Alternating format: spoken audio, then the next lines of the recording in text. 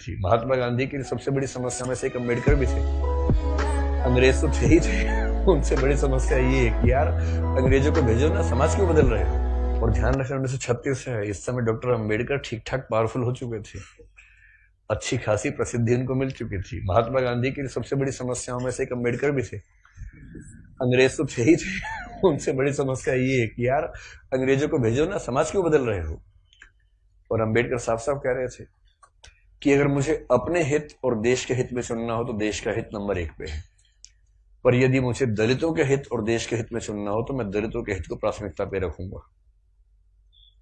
क्योंकि अगर अंग्रेज चले गए ऐसे ही तो यहां के सवर्ण हमें छोड़ेंगे नहीं, और दलितों की पराधीनता अंग्रेजों के आने से पहले ज्यादा थी, अंग्रेजों की उपस्थिति के समय कम पराधीनता थी।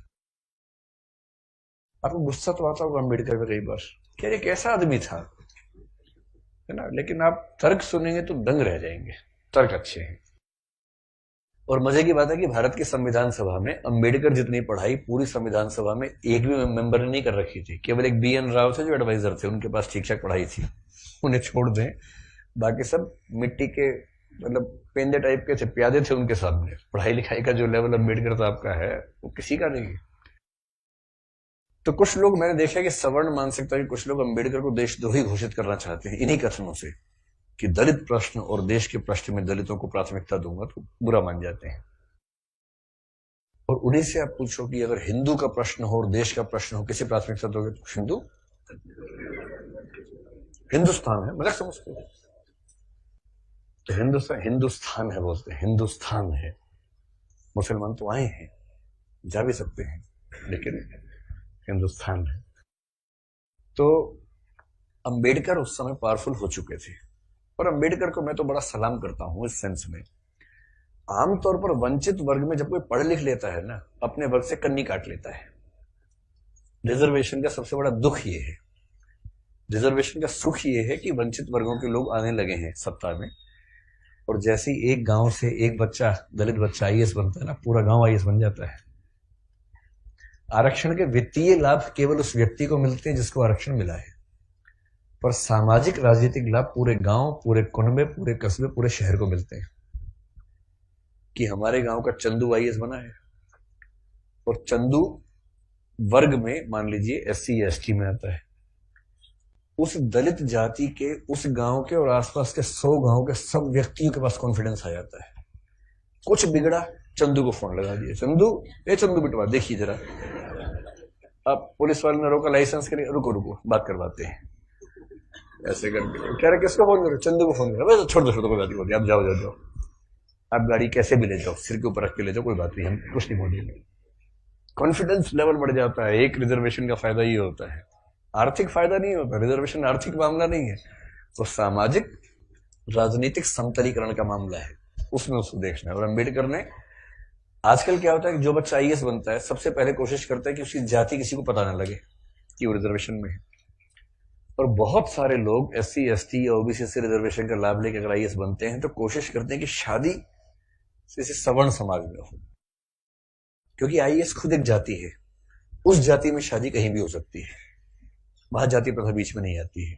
ऐसी IPS भी एक जाति है जो IAS से नीचे की जाती है, लेकिन ठीक ठाक जाती है, वो भी अपने आप में ठीक ठाक जाती है। जैसे IAS पति IPS पत्नी, लोग कहेंगे हाँ ठीक है, IPS पति IAS पत्नी, तो लोग कहते हैं अच्छा चलो कोई बात नहीं ठीक है इस तरह से मैनेज करते हैं, क्योंकि IPS नीची जाती है, IAS थोड़ी ऊंची जाती है, और IRS और बाकी सब तो बहुत ही नीची जाती हैं, और उसमें जो ग्रुप भी हैं वो तो शूद्र टाइप के माने जाएंगे कि ये तो बहुत ही नीचे के लोग हैं।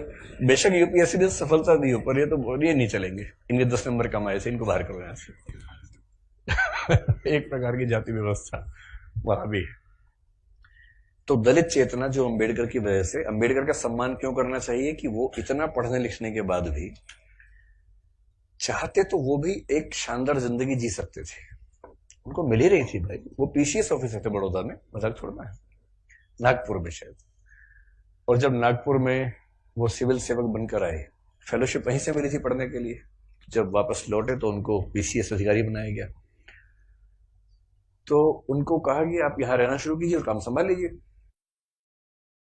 अब ये अम्बेडकर के सामने सबसे बड़ी समस्या, अगर आप उनकी कभी आत्मकथा पढ़ें, मैं कैसे बना, हिंदी अनुवाद उसका ये है। उसमें प्रसंग है कि नागपुर में रहना है उनको क्योंकि वो ऑफिसर हैं, उनको अपने रहने के लिए कमरा चाहिए या घर चाहिए। ढूंढ रहे हैं पूरे शहर में, कमरा ही नहीं मिल रहा। लोग पहले पूछते हैं जाति कौन सी है, वो बताते हैं कि महार जाति का हूं। तो भाई कमरा नहीं है हमारे पास, हम किसी दलित को कमरा देंगे ही नहीं अपना। ये 1920-30 के दौरान नागपुर शहर की बात है। फिर वो कह रहे कि कई कमरे खारिज होते गए होते गए होते गए। एक और घर में गए, एक कोई दूसरा ऑफिसर था, वो दिखा रहा था, दोस्त के रूप में हेल्प कर रहा था। तो वहां मालिक ने पूछा ही नहीं कौन सी जाति के हो, इन्होंने बताया भी नहीं, ढिंडोरा क्यों पिटेंगे। उससे पूछा नहीं, उन्होंने बताया नहीं, कमरा मिल गया, रहने लग गए।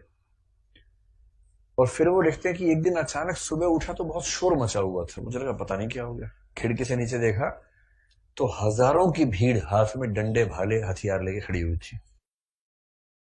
उनको पता लग गया था कि एक दलित आदमी इस घर में रहता है और वो भीड़ मेरा कत्ल करने के लिए आई थी। और उसके बाद कुछ दोस्तों की मदद से पता नहीं पीछे के दरवाजे से कहां से किसी तरह से उनकी जान बचा के भगाया गया उनको। इस दौर से वो गुजरे थे। ये उसी देश की बात चल रही है, सारे जहां से अच्छा हिंदुस्तान हमारा, हम बुलबुले हैं इसकी, ये गुलसिता हमारा, उसी की बात चल रही है। किसी और देश, पाकिस्तान की बात नहीं चल रही है, उसमें पाकिस्तान था ही नहीं, पाकिस्तान पेट में था उस समय। अभी हुआ नहीं था, मतलब होने वाला था, अभी नहीं हुआ था। तो उस देश की बात है। और जब वो स्कूल में पढ़ते थे तो स्कूल में पढ़ते इसलिए थे कि उनके पिता सरकारी नौकरी में थे, तो थोड़ा सा ठीक स्थितियां थी उनकी, इसलिए स्कूल में एडमिशन मिल गया। पूरे स्कूल में एक दलित बच्चा था बस, B.R. अम्बेडकर, बस, बाकी सब सवर्ण बच्चे थे। अब दलित बच्चा कैसे हैंडल करे, वो पानी पीने जाएगा, पानी को छू देगा, पानी पवित्र हो जाता है, उसमें हीलियम आ जाता है हाइड्रोजन की जगह। उसके बाद जैसे दलित बच्चा छूएगा हाइड्रोजन के गुण बदल जाएंगे उसमें। तो एक व्यवस्था थी कि भाई पानी पीने की एक जगह थी सबके लिए, एक अलग से मटका था अम्बेडकर के लिए, अलग से रखते थे दूर, उनको वहीं पीना है और मटके को हाथ नहीं लगाना है। अब कभी कभी क्या हुआ, कई बार ऐसा हुआ कि जो आदमी पानी की व्यवस्था करने के लिए तैनात था वो छुट्टी पर चला गया, एक दिन 2 दिन आया नहीं। अब इसको प्यास लग रही है, बाकी बच्चों के पास पानी पीने को, उसको पानी पीने को नहीं है। कई ऐसे दिन गुजारे स्कूल में जब उनको पीने को पानी मिलता ही नहीं था। चेतना ऐसे बनती है, ये सब झेलने के बाद बनती है।